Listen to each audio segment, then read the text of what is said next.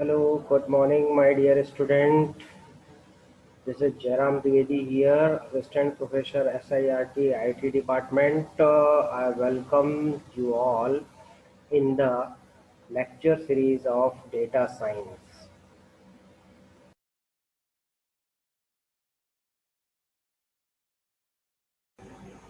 Hierarchical clustering को हम दो तरीके से क्या कर सकते हैं, क्लासिफाइड कर सकते हैं। एक होता है टॉप डाउन अप्रोच और दूसरा होता है bottom up approach. Top down approach को हम डिवेसिव बोलते हैं और बॉटम अप अप्रोच को हम एग्लोमेरेटिव क्लस्टरिंग बोलते हैं। ठीक है, अब इन दोनों के बीच में बेसिक डिफरेंस है, कई बार हम डिस्कस कर चुके हैं। टॉप डाउन अप्रोच में सिंगल क्लस्टर में सारे क्लस्टर्स जो है वो एसोसिएट होते हैं और उसके बाद हम फर्दर जो है ना डिवीजन प्रोसेस के साथ में उन दोनों को सेग्रीगेट करते हैं, मतलब कि सारे क्लस्टर्स को अलग अलग करते हैं। ठीक है, और एग्लोमेरेटिव अप्रोच में हम क्या करते हैं, एग्लोमेरेटिव अप्रोच में हमारे पास जो भी ऑब्जेक्ट्स होते हैं they treated as a single cluster first and after that we can combine their objects into a single cluster. ठीक है, तो इसको हम एग्लोमेरेटिव अप्रोच बोलते हैं। इसमें हम मर्जिंग प्रोसीजर का यूज करते हैं। ये चीजें हम लोगों ने देख लिया था। ठीक है, अब नेक्स्ट स्लाइड है अपने पास। इसके बाद हाँ, ये भी मैंने बता दिया था, ये सभी को पता है कि ये जो इस ग्राफ को कौन सा ग्राफ बोलते हैं बेटा मीनल? इस ग्राफ को कौन सा ग्राफ बोलते हैं? याद नहीं है, भूल गई। कितनी बार बताया था मैं यार, क्या मतलब बताओ। प्रियांशु, प्रियांशु आप बताओ इसको कौन सा ग्राफ बोलते हैं?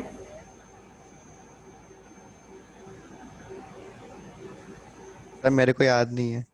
बहुत बढ़िया। भूमिका आप बताओ। सर पता नहीं। बहुत बढ़िया। खुशी? सर पता नहीं मेरे को भी। नमामि?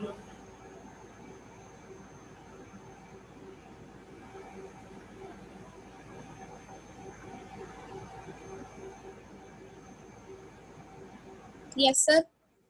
कौन सा ग्राफ बोलते हैं इसको बेटा? सर मैं तो कल की क्लास में आई नहीं थी। अरे ये तो 3-4 दिन से बता रहा हूँ मैं, कंटिन्यूअस बता रहा हूँ। प्राची? नहीं याद सर। ये प्रहलाद सिंह चौहान? क्योंकि अपन इसमें कंबाइन करते हुए चल रहे हैं नीचे से।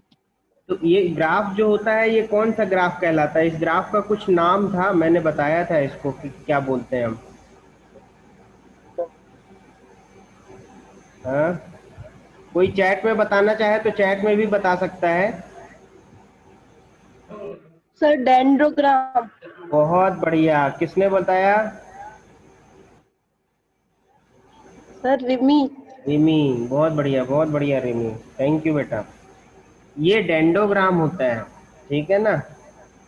अब इसमें मैंने ये भी बताया था, आपको याद ही नहीं होगा बहुत सारे लोगों को, तो कि इसमें हम जिस लेवल पे भी कट करते हैं तो जो भी हमारा कटिंग पॉइंट्स होते हैं वो कटिंग पॉइंट्स हमारे नंबर ऑफ क्लस्टर्स बताते हैं। ठीक है ना, कि कितने नंबर ऑफ क्लस्टर्स जो है वो अपने हैं इसमें। ठीक है ना, ये नंबर ऑफ क्लस्टर्स यहाँ पे हमको बताते हैं। ठीक है ना, तो अब देखिए जैसे मान लीजिए कि यहाँ से हम कट करते हैं, ये वाला कट है अपने पास, तो यहाँ पे देखिए, हाँ भाई साहब, ठीक है, ये जो कट है तो यहाँ पे ये जितने कट्स आ रहे हैं ये सब जो है ना ये बताते हैं कि कितने नंबर ऑफ क्लस्टर्स हैं, है ना। जैसे इसी तरीके से ये कट जो है वो आपको बताएगा कि नंबर ऑफ क्लस्टर्स कितने हैं। ठीक है, तो जितने भी कट्स हैं हमारे वो सारे के सारे कट जो है वो यही बताते हैं कि कितने नंबर ऑफ क्लस्टर्स होंगे, ये सब जो है ना नंबर ऑफ क्लस्टर्स बता रहे हैं। तो इस लेवल में कितने नंबर ऑफ क्लस्टर्स हैं ये है।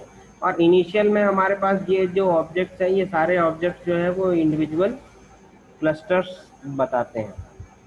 ठीक है, ये डेंडोग्राम वही चीज़ जो मैंने आपको बताया। ठीक है, और नेक्स्ट में यही डेंडोग्राम की फिर से डेफिनेशन थी, ये मैंने बता दिया था। एग्लोमेरेटिव क्लस्टरिंग का एल्गोरिथम बता चुका था मैं आप लोगों को, है ना। और इस मैट्रिक्स को भी अपन जो है ना, ये डिस्टेंस मैट्रिक्स होती है और इस मैट्रिक्स को प्रॉक्सिमेट्री मैट्रिक्स बोलते हैं।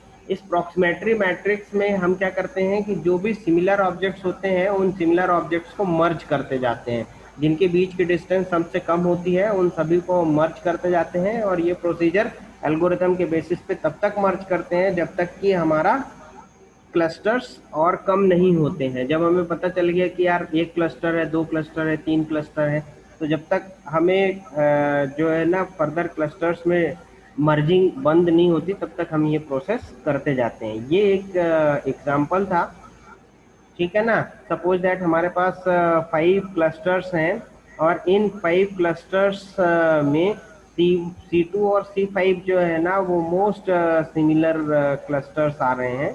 ये दोनों मोस्ट सिमिलर क्लस्टर्स हैं, तो हम इन दोनों को मर्ज करेंगे। अब जब इन दोनों को हम मर्ज करेंगे तो यहाँ पर देखिए कि ये अब इनकी डिस्टेंस ऑटोमेटिक जो है ना रिड्यूस होगी, मतलब या दूसरी अपडेट होगी।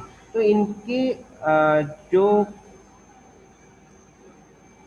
वैल्यूज हैं वो वैल्यू किस तरीके से अपडेट होंगे, ठीक है ना, इसके बारे में हम देखेंगे न्यूमेरिकल में, है ना। ये सारी वैल्यूज अपडेट होंगी। यहाँ पे देखिए ये C2 और C5 मर्ज हो जाएगा, इधर भी C2 और C5 जो है ना मर्ज हो जाएंगे। और मर्ज होने के बाद ये जितनी भी वैल्यूज होंगी ये सारी वैल्यूज हमारी क्या होंगी, फिर से हमें कैलकुलेट करना है बाय यूजिंग द फॉर्मूला।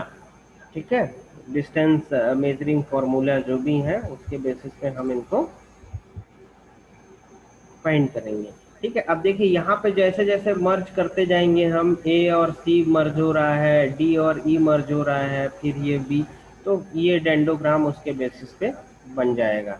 ठीक है, ये इनके बारे में भी हम पढ़ चुके थे, सिंगल लिंकेज और इसके बारे में भी पढ़ चुके थे। मेन इम्पॉर्टेंट था हमारा जो है मिनिमम डिस्टेंस। तो मिनिमम डिस्टेंस मेजर करने का distance, minimum distance between I and J. So the distance between 2 points are the 2 cluster set. ठीक है, तो इसके बारे में देखते हैं। ठीक है, इसके बाद फिर मैक्सिमम डिस्टेंस का भी ये फॉर्मूला है, एवरेज डिस्टेंस का फॉर्मूला है, मीन डिस्टेंस का फॉर्मूला है। तो ये सारे फॉर्मूलेज हैं जिसके बारे में हम सीखेंगे। ठीक है, और ये बता चुके थे। ठीक है, मैं सीधा जो है ना अब आपको न्यूमेरिकल बताने की कोशिश कर रहा हूँ। ठीक है, न्यूमेरिकल समझिए आप लोग। अब तो ये नोट कर लीजिए आप लोग, एक पेन और पेपर में नोट कर लीजिए, क्योंकि मैं अभी कैलकुलेशन करवाता हूँ मैं आप लोगों से। ठीक है, इसको प्लीज़ सबसे पहले नोट करिए आप लोग।